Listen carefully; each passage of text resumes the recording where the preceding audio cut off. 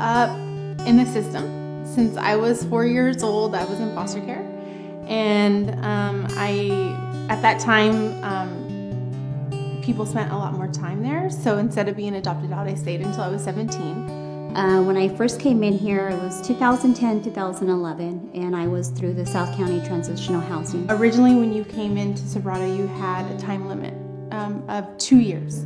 And so within those 2 years, you were supposed to apply for housing, you were supposed to tie up any loose ends that you could. So it applied a lot of pressure, me as a parent coming in, homeless, living here. We felt kind of like 2 years was like a ticking time bomb, you know what I mean? And a lot of people weren't able, with that pressure, that time clock, able to accomplish their goals. It's find a job, take you the tools that they have to offer you, and work your way up the ladder so that in 2 years I will be set. In 2 years coming in, it seems like it's a long period of time, but in reality, it goes by quickly.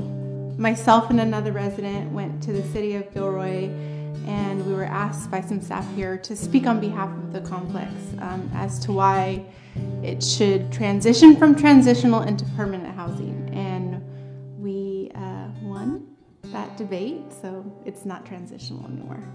That's awesome. That's like a mic drop, like what? That's it's just so awesome. Like I said, it's just like a weight being gone, and you're able to go back to your house and tell your children, hey, you know what, we don't have to move but to another unit. We're not going to go back staying to a hotel or asking family members, can we come back over here until we get situated. It's just awesome. It's a big stress reliever. I've always had a desire to continue my education, and so being at Sobrato, not having to worry about whether or not I needed to readjust my focus on surviving or making more money, I was able to continue my education. And so within the last almost 5 years of being here, I've got my associates. I'm 7 weeks away from my bachelor's, and I have successfully applied and waiting back to hear back from my master's program. So I'm happy.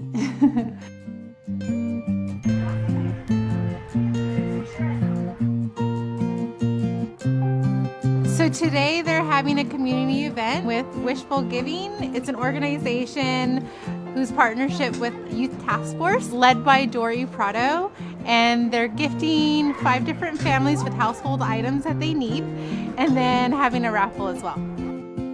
It builds the relationships between the community and the residents here, but it also builds the relationships between the residents themselves because they get to hang out and talk to one another and get to know each other. It makes it feel more safe as well because you're getting to know your environment. Overall, it's just good. It's about building and strengthening pre-existing relationships, so it's good.